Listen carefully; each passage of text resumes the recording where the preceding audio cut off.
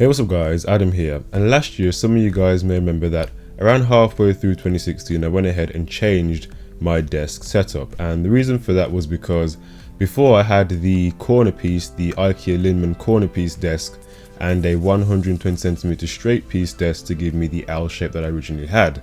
And then halfway through I changed it to one singular 2 meter or 200cm Lindemann desk as a replacement, because a lot of the space on the corner piece ended up being just dead space. Now a lot of YouTubers, especially those in the gaming and tech community, will know how popular the Lindemann desk really is. I mean, it has a lot of uses and it comes at a very budget friendly price point as well. However, the issue with the Lindemann desk is that it's not very versatile. I mean, even when I had the L-shaped desk and even the straight 2 meter desk from the Lindemann series, it doesn't really last a very long time in terms of versatility. It picks up a lot of dust, it picks up a lot of scratches, a lot of marks very easy, and some of those marks are really hard to get rid of, especially on top of the surface of the desk. And even when I'm doing B-roll footage, you can see on camera some of the blemishes that are made on the desk, and that was only just after a few months of usage. So the damage to my desk actually far exceeded that, because around about a month ago I noticed that there was a small dent or a small ding within the desk, and then slowly and slowly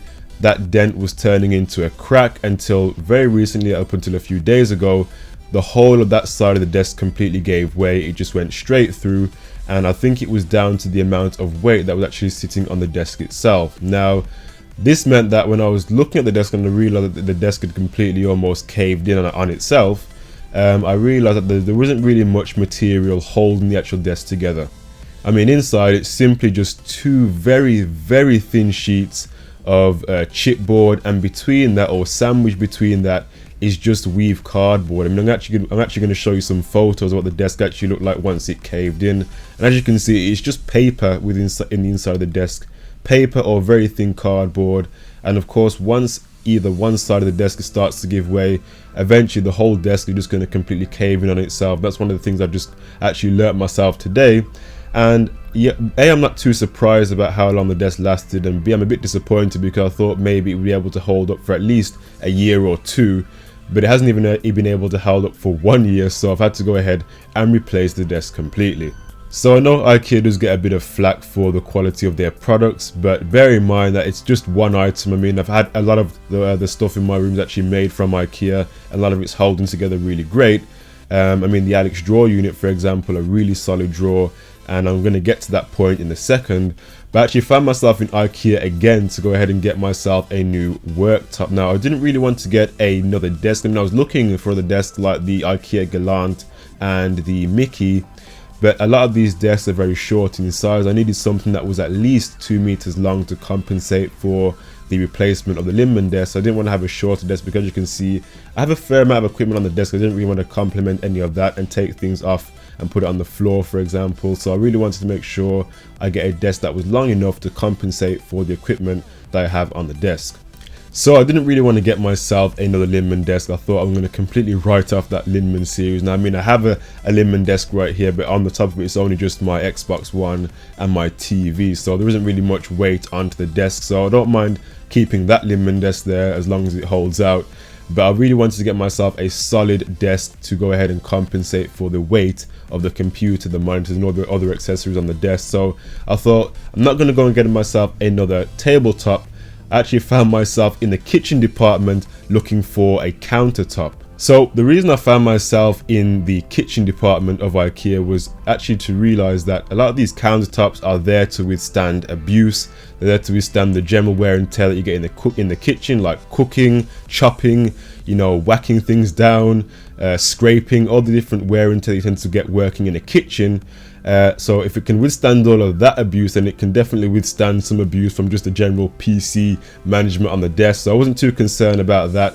So my idea was that, okay, maybe the Lindemann desk couldn't handle the general wear and tear, but definitely a kitchen countertop definitely will be able to withstand the general wear and tear of everyday use. So I actually asked the guys at IKEA, I said, what is this desk actually constructed from, this particular countertop? And they told me that it's constructed from 1.2 centimeters of beech wood, and then below that is completely reinforced with sheets of MDF wood. And even lifting this complete desk, I mean, this desk comes in around about 35 kilograms, so even trying to carry this from IKEA to the car was actually a complete struggle. I mean, this desk is a lot heavier than I thought it was going to be. I mean, I did look around about it on the website before when I actually went to IKEA. Actually, I had a look at the specifications of the desk itself so I could get all the right measurements and information like that.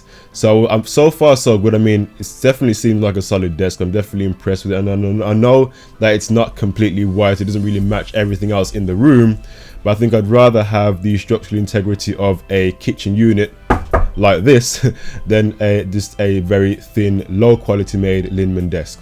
And on top of that, it said you also get a 25-year guarantee, which I'm still taking with a pinch of salt, to be honest, considering yes, this is still IKEA and some of their numbers of guarantee tend to be slightly inflated, but I'm still going to take it as that this is going to be a quality countertop for me. So the second issue that I had was how was I going to go ahead and actually set this desk up, because of course the Lindemann desk actually comes pre-set to have its own legs, and this countertop doesn't have any screw holes to actually go ahead and screw anything into it, just a solid piece of wood. So I didn't really want to go ahead and drill anything or any legs into this desk. So I was thinking, how was I going to go ahead and actually balance this desk to make it a table, so to speak? And I've already got one Alex drawer unit, so I need to go ahead and get myself either an Alex drawer unit or an Alex storage unit. And I actually got myself another Alex drawer unit, so I not only have more storage now, I also have more stability on the desk rather than having it wobble on two Lindemann legs. So it's definitely more stable, and I've actually got it balanced now on two IKEA drawer. And as you know, if you're an owner of an IKEA drawer unit, you know how solid these drawers are, and they can definitely withstand this countertop. So as well as purchasing the new work countertop as well as another Alex drawer unit, I've also been able to recycle or salvage my old Lindemann desk that was part of the L-shaped setup that I had last year, and that now acts as a cable management barrier or cable hiding barrier underneath the desk. And as you can see, when you look at the desk from front on, you can't see any of the cables dangling from behind the monitor or the computer itself. Now, if you look underneath the desk, you'll see a gap, and the gap's there for two reasons. Number one, the Lindemann desk isn't actually quite high enough. It's not as high as the Alex drawer laying on its side. And also the gap actually comes in useful because it allows me to gain access to the cables and the socket should I need to get access to them. So anyway, that's pretty much been the update to my desk setup. Hopefully all being well, nothing goes wrong with this setup as it is now, but I'm going to keep you guys updated if anything does change, and I'll catch you guys in the next tech video. Bye for now.